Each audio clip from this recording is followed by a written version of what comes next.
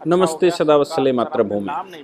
विषय गंभीर तो है ही, इसके साथ साथ हिंदुस्तान के जो मुसलमान हैं जिनका डीएनए हिंदुओं से मिलता है या हिंदुओं से कन्वर्टेड मुसलमान हैं जिनको शायद अभी तक ये भी नहीं मालूम है कि वो कौन से प्रकार के मुसलमान हैं और उनकी हकीकत क्या है। ऐसे सभी मुसलमानों को ये लेक्चर ज़रूर सुनने की आवश्यकता है। उन सभी लोगों को भी ये लेक्चर सुनने की आवश्यकता है जो ये कहते हैं कि भारत सरकार को इजराइल के साथ संबंध इसलिए नहीं बनाने चाहिए क्योंकि भारत के मुसलमान नाराज़ हो जाएंगे। मुझे लगता है भारत के मुसलमानों को सबसे पहले ये जानना होगा कि वो कौन से प्रकार के मुसलमान हैं और मुसलमानों की संसार भर में क्रिटिकलिटीज़ क्या हैं और उनकी जो डीएनए है, उनका जो पूर्वज हैं वो कौन हैं और उनके कैरेक्टर क्या हैं। क्यों मैं ये कह रहा हूँ? क्योंकि अभी इजराइल फिलिस्तीन विवाद पर पूरे हिंदुस्तान में जितना भाईबेला मचा हुआ था, फेसबुक और जो जिस प्रकार से चल रहा था, पाकिस्तान जिस प्रकार से ऊधम मचा रहा था, ख़ास तौर से ये सबसे ज़्यादा शोर मचाने वाले कंट्रियों में भारत, पाकिस्तान, बांग्लादेश, अफगानिस्तान के मुसलमान थे जिनको शायद ये लग रहा था कि इस्लाम ख़तरे में है। हालांकि उन्होंने इस्लाम का वो फॉर्म नहीं देखा जो उनको देखना चाहिए, इसलिए उनको बार बार ये लगता है कि इस्लाम खतरे में है। ख़ास तौर से वो जो अपने पूर्वजों को भूल गए और पूर्वजों को भूलने के बाद वो अरब में अपने पूर्वज ढूंढ रहे हैं, सऊदी अरेबिया में अपने पूर्वज ढूंढ रहे हैं, इसलिए उनको सबसे ज़्यादा समस्या होती है। क्यों? क्योंकि हकीकत में वो जहाँ पर अपने पूर्वज ढूंढ रहे हैं वहाँ उनके पूर्वज हैं नहीं, और जहाँ उनके पूर्वज हैं उनको उन्होंने मानना नहीं है। नतीजा निकलेगा कि वो भटके हुए इंसान भटकते ही रहेंगे। कहते तो वो ये हैं कि उनको ईमान का संप्रदाय मिल गया है और जब ईमान उनका जागे तब सवेरा और पता नहीं क्या क्या। लेकिन सच ये है कि पूरे के पूरे खाड़ी जगत में उनको हिंदी कहा जाता है, जैसे शिनजांग के लोगों को उइगर कहा जाता है, म्यांमार के लोगों को रोहिंग्या कहा जाता है, वैसे ही हिंदुस्तान, पाकिस्तान और बांग्लादेश के मुसलमानों को हिंदी कहा जाता है। उनको वो मुसलमान भी कहना पसंद नहीं करते। फिर भी भारत के मुसलमानों ने जो ऊधम मचाया, प्रदर्शन किए और जिस प्रकार से सोशल मीडिया पर उन्होंने कैंपेन चलाई इजराइल के खिलाफ और भारत सरकार के खिलाफ, भारत सरकार की मित्रता के खिलाफ, तो उन सभी को ये जानने की आवश्यकता है कि आखिर क्या हो रहा है। जो हो रहा है वो ये है कि खाड़ी देशों ने इजराइल के साथ संबंध बहाल करने शुरू कर दिए। यहाँ तक कि उन्होंने एम्बेसियाँ, इजराइल में खाड़ी देशों की पहली एम्बेसी का उद्घाटन कल हुआ और उस एम्बेसी उस उद्घाटन में वहाँ के फॉरेन मिनिस्टर तो रहे ही, इसके अलावा इजराइल के नवनियुक्त प्रेसिडेंट भी उसमें उपस्थित थे। इससे पहले अब्राहम एकॉर्ड हुआ। अब्राहम एकॉर्ड डोनाल्ड ट्रंप की अध्यक्षता में या डोनाल्ड ट्रंप के इंटरवेंशन से हुआ था, जिसमें इजराइल, यूएई और बहरीन और यूएस, इजराइल, यूएई, बहरीन और यूएस ने सन अगस्त 2020 में एक अकॉर्ड साइन किया था, जिस अकॉर्ड को उस समय नाम दिया गया अब्राहम अकॉर्ड। मैं इन कॉन्सुलेट्स की बात करूंगा, इन एम्बेसीज की बात करूंगा। इससे पहले मैं ये बताना चाहता हूं कि आखिर क्या है जो खाड़ी के देशों ने फ़िलिस्तीन को सवाल खड़े करने शुरू किए, फ़िलिस्तीन को धमकियां देनी शुरू कर दी हैं और इधर इजराइल के साथ संबंध बहाल करने शुरू कर दिए हैं और सब इजराइल के साथ अच्छे संबंध बना रहे हैं। देखिए, ये जो बेसिक कॉन्सेप्ट है वो अगर हमको नहीं मालूम तो ये समझ में नहीं आएगा। कहने के लिए तो 57 देश हैं मुसलमानों के जिसका नेतृत्व तो सऊदी अरेबिया करता है, लेकिन मुसलमानों के मैं लगातार कहता आया हूं कि वर्ल्ड भर में लगभग 900 प्रकार के फ़िरके हैं। उनमें से 73 प्रकार या 72 प्रकार के बड़े फ़िरके हैं। उन बड़े फ़िरकों में अगर हम सबसे सामूहिक बड़े ग्रुप्स की बात करें तो सबसे पहले शिया और सुन्नी के ग्रुप आते हैं, फिर शियाओं में, क्योंकि आबादी संसार भर में 80% सुन्नियों की है, तो सुन्नियों में 4 बड़े ग्रुप आते हैं।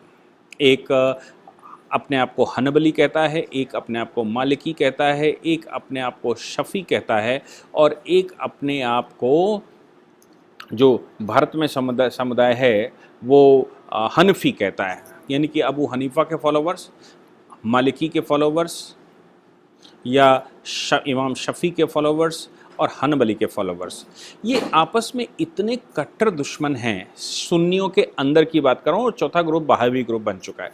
ये पांचों ग्रुप आपस में इतने कट्टर हैं कि एक दूसरे की शक्ल देखना पसंद नहीं करते। और ये सभी सुन्नियों के ये सभी ग्रुप शियाओं के बड़े दुश्मन हैं, वो शियाओं की शक्ल देखना नहीं चाहते। तो ऐसा क्या हुआ कि फ़िलिस्तीन का साथ छोड़कर ये कंट्री चले गए इज़राइल के साथ। भारत के मुसलमान ने तो खूब चिल्लाना शुरू किया, लेकिन क्या उन्होंने ये जानने की कोशिश की कि आखिर वो कौन से वाले मुसलमान हैं? क्या उनको फ़िलिस्तीन का साथ देना चाहिए, इज़राइल का साथ देना चाहिए? ये या केवल इस्लाम के नाम से ही, चूँकि यहूदी वर्सेस इस्लाम है इसलिए। लेकिन मैं जहाँ तक आपको एक्सप्लेन कर पाऊँ वो ये है कि मालिकी, चूँकि बहरीन में मालिकी समुदाय है, यूएई में मालिकी समुदाय है, यूएई में अबाउट 90% मालिकी है, और जो बाकी के ग्रुप हैं ज़्यादा बड़ा जो है वो माना जाता है हनफी, हनफियों का, यानी कि सुन्नियों में भी सबसे बड़ा ग्रुप हनफियों का है।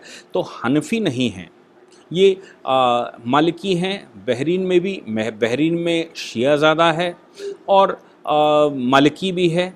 यूएई में 90% मालिकी है और 90% सुन्नी है, 10% शिया है, और उस 90% मालिकी में भी लगभग 90% उसका मालिकी है, मतलब सुन्नियों में भी मालिकी है। अब बात ये आती है कि फ़िलिस्तीन में कौन सा ग्रुप पाया जाता है? फ़िलिस्तीन में सुन्नियों का शफ़ी ग्रुप पाया जाता है। जो फ़िलिस्तीन बताया जाता है वो एक्चुअली इज़राइल के पूरी भूमि है। इज़राइल ने अपने यहाँ एक ऑटोनॉमस क्षेत्र बनाया था, उस ऑटोनॉमस क्षेत्र को ही फ़िलिस्तीन कहा करते हैं। अब इसमें आपने ये भी सुना होगा कि टू नेशन थ्योरी की बात चल रही है कि लगातार जब तक इज़राइल में टू नेशन थ्योरी नहीं आएगी तब तक इसका सलूशन नहीं निकाला जा सकता। तो आखिर टू नेशन थ्योरी क्या है? टू नेशन थ्योरी जो बाइडन कह रहे हैं वो ये है कि फ़िलिस्तीन एक अलग देश बने और इज़राइल अलग देश रहे, जबकि फ़िलिस्तीन आज की तारीख में कोई अलग देश नहीं है। फ़िलिस्तीन वैसे ही है जैसे रशिया के अंदर चेचेनिया, जैसे भारत के अंदर जम्मू कश्मीर, जैसे भारत के अंदर बंगाल। तो फिर ये टू नेशन थ्योरी की बात जब करना शुरू करा तो बात वहाँ से आई कि फ़िलिस्तीन का जो क्षेत्र है वो क्षेत्र इज़राइल के 1948 में गठन के बाद जॉर्डन और उधर इजिप्ट इन्होंने और सीरिया इन्होंने हमला कर दिया, और उनको लगा कि इज़राइल जो है बहुत छोटा सा देश है, इनको हम हरा लेंगे।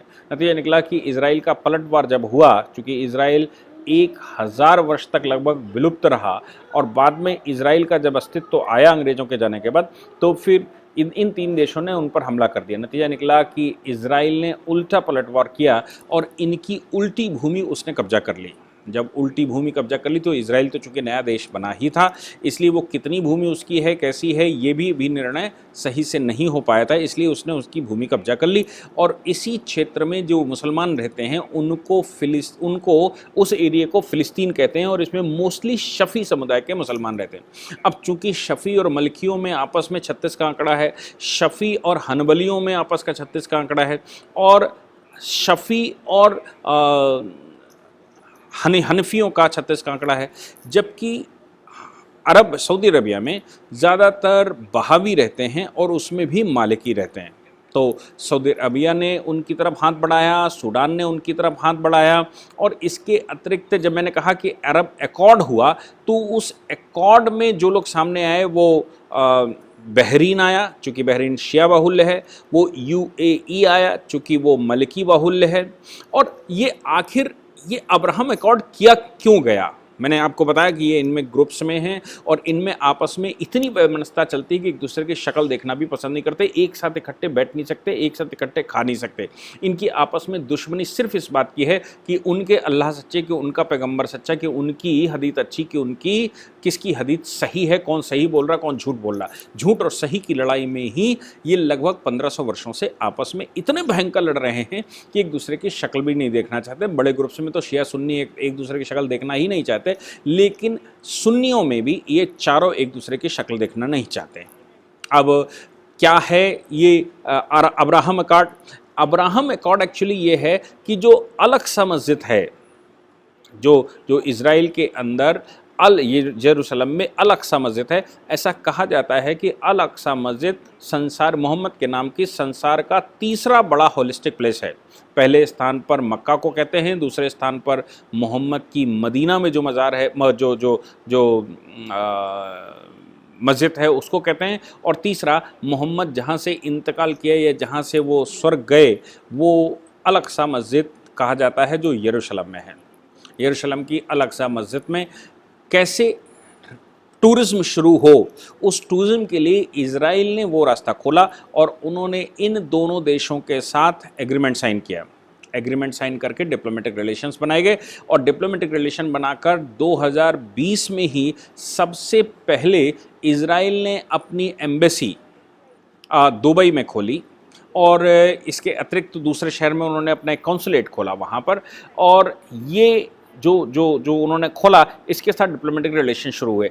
अब यूएई ने इन्वेस्टमेंट इज़राइल में करना था, तो इज़राइल में इन्वेस्टमेंट की बजाय इज़राइल ने वो इन्वेस्टमेंट सीधा भेज दिया फ़िलिस्तीन वाले क्षेत्र में, और वहाँ पर जो यूएई का इन्वेस्टमेंट आया, चूँकि after all external forces, external affairs वो तो सारे इज़राइल के पास ही, इज़राइल के अंदर ऑटोनॉमस क्षेत्र है फ़िलिस्तीन, इसलिए इज़राइल ने ये तय किया कि फ़िलिस्तीन में हम इन्वेस्टमेंट करेंगे, इन लोगों का जो स्टेटस है वो ऊपर करेंगे और इनको पढ़ने लिखने का अवसर दिया जाए, इनको मेन स्ट्रीम में लाया जाए, ताकि ये सदैव का विवाद ख़त्म हो जाए। इसलिए यूएई ने उसमें बड़े स्तर पर इन्वेस्टमेंट किया।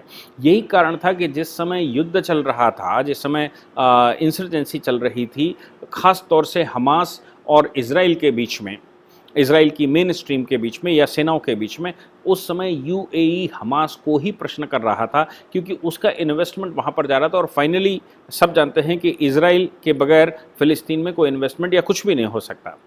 इसलिए इन कंट्रियों ने जो एग्रीमेंट किया, उस एग्रीमेंट का मेन कारण था अल-अक़सा मस्जिद में इन्वेस्टमेंट, अल-अक़सा मस्जिद में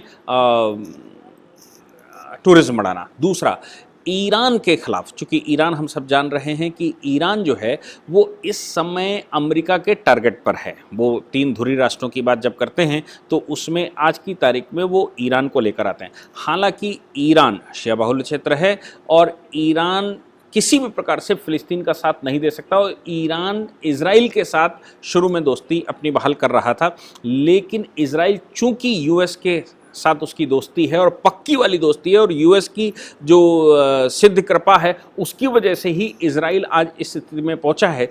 इसलिए इज़राइल का ईरान के खेमे में जाना बड़ा मुश्किल है, और ईरान की तरफ जिस समय यूएसए ने अपना टारगेट किया और ईरान को, इराक के बाद ईरान को ख़त्म करने का उन्होंने ठाना, तो फिर जाहिर सी बात थी कि अब इज़राइल की दोस्ती, इज़राइल के साथ ईरान बहुत दिनों तक नहीं चल सकता। यही कारण है कि ईरान इस समय फ़िलिस्तीन का साथ, फ़िलिस्तीन के विषय में बोल रहा है, इज़राइल के ख़िलाफ़ बोल रहा है। और यूएस क्या चाहता है? यूएस चाहता है कि मुस्लिम कंट्रियों में जो उसके फॉलोवर्स हैं, जो उसके दोस्त हैं, नॉन बहावी सुन्नी हैं, उन नॉन बहावी सुन्नी या नॉन हनफी सुन्नी हैं, उनके साथ दोस्तियां करके इज़राइल के साथ उनकी दोस्तियां हों और ये कंट्री ऊपर बढ़कर आएँ, और मलकी या जो दूसरे हैं वो बढ़कर आएंगे, तो फिर वो बहाबियों के ऊपर संकट बनेंगे, वो स्वयं में हनफियों के ऊपर संकट बनेंगे, और शफ़ी जो सबसे माइनॉरिटी कम्युनिटी है इन चारों सेक्ट में, वो इस समय वैसे ही हाशिए पर खड़ी हुई है।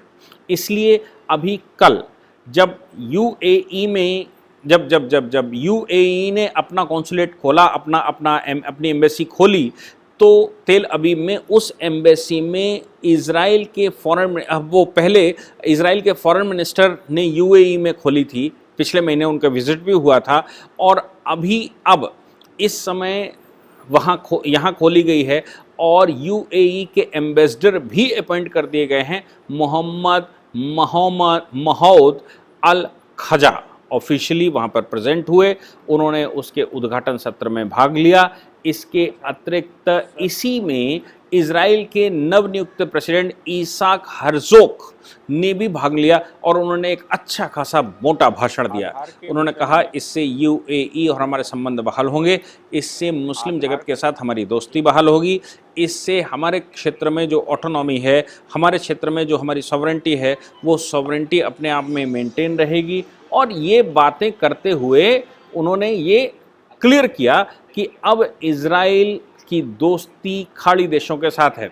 इज़राइल की इस कैंपेन में जो अब्राहिम अकॉर्ड हुआ है, इस अब्राहम अकॉर्ड में बाद में सूडान वही सूडान जो कि किसी समय पर फ़िलिस्तीन के साथ खड़ा हुआ था, सूडान, मोरक्को, ओमान और बहरीन, ये सब उसके पार्ट बनते जा रहे हैं। और अभी तो सूचनाएं ये भी आ रही हैं कि गल्फ़ कंट्रियों में लगभग 25 से 30 गल्फ़ कंट्री इस समय इजराइल के संपर्क में हैं और इजराइल में के साथ वो संबंध बहाल रखना चाहते हैं, इजराइल के साथ वो दोस्ती करना चाहते हैं, क्योंकि इजराइल के पास टेक्नोलॉजी है। इजराइल किसी भी कंट्री के ऊपर अपनी तरफ से कभी हमला नहीं करता।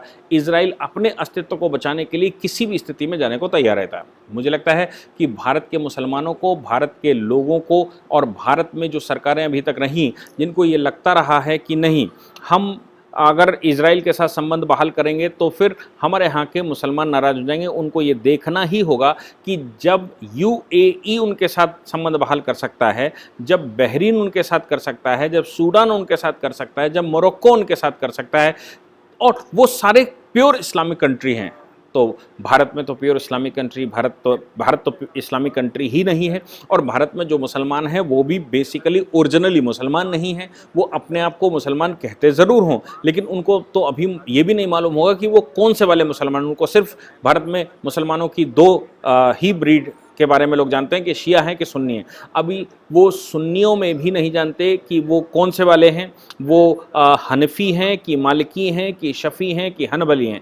अगर मैं ये कहूँ कि भारत में हनफी रहते हैं तो हनफी में भी उनको नहीं मालूम कि वो अबू यूसुफ़ के फॉलोवर हैं कि इमाम मोहम्मद के फॉलोवर हैं, कि वो चहलीसा के कौन से वाले इंटरप्रेटर, या मैं कहूँ कि हनीफा के कौन से वाले जो उनके चहलीसा के सदस्य थे, जो उनके इंटरप्रेटर थे, उनमें से किन के वो ओरिजिनल फॉलोवर हैं, वो यूसुफानी हैं या वो कौन से हैं, ये अभी उनको खुद भी क्लियर नहीं। कारण ये है क्योंकि वो ओरिजिनल मुसलमान नहीं हैं और वो मुसलमानों के नाम से बरगलाए हुए, भटके हुए इंसान जो भटकाओं में इस तरह की बातें करते हैं। भारत में रहने वाले मुल्ला मौलवी, उनको भी शायद नहीं मालूम कि वो कौन से वाले हैं, लेकिन चूंकि दुकानें सज चुकी हैं, चूंकि मार्केट सजा हुआ है, चूंकि फॉलोवर तैयार हैं, चूंकि लोग मरने मारने को तैयार हैं, इसलिए वो अपने ही पूर्वजों के बड़े भाई बहनों को, अपने ही पूर्वजों के जो संतानें हैं, जिनके वो संतानें हैं और जहाँ से जिनकी वो पूजा करते रहे, आज उनके ही दुश्मन बन चुके हैं। मैं उनको आह्वान करूँगा कि आपको अपने पूर्वजों की स्ट्रीम को, सनातनी स्ट्रीम को ज्वाइन कर लेना चाहिए। इस भटकाव को छोड़ दीजिए। क्यों? क्योंकि मुस्लिम जगत में कोई कंट्री, कोई भी प्रकार का मुसलमान किसी दूसरे मुसलमान का सगा नहीं है। अगर आप मुसलमान हैं भी तो भी आपका कोई सगा नहीं है। वो आपस में 1500 वर्ष से लड़ रहे हैं और वो आगे भी जब तक इस्लाम रहेगा वो तब तक लड़ते रहेंगे, जब तक कि इस्लाम को पूर्ण रूप से ज़मीन पर उसको हाशिए पर न पहुंचा दिया जाए, उसको समाप्त न कर दिया जाए, तब तक ये सब लड़ते ही रहेंगे। इसलिए आप तो बच सकते हैं, आप तो अपने देश के बारे में कह सकते हैं, आप तो अपने कल्चर को अडॉप्ट कर सकते हैं और आप अपनी घर वापसी कर ही सकते हैं। लेकिन यहाँ पर मैं बार बार आह्वान करता हूँ कि पूरे विश्व के समुदायों से, पूरे विश्व की इन फिलॉसफी से, इन टेक्नोलॉजी से अपने आप को ज़रूर अवगत रखना चाहिए और ये देखना चाहिए कि आखिर क्या है ऐसा फ़िलिस्तीन के पास जो नहीं है, जिसकी वजह से खाड़ी के कंट्री उसका साथ नहीं दे रहे हैं। तो आपको उसके लिए क्यों चिल्लाने की आवश्यकता है? आप उसके लिए क्यों मरने को तैयार घूम रहे हैं? आपको क्या दर्द है उनका, मैं समझ नहीं पाया। Thank you very much.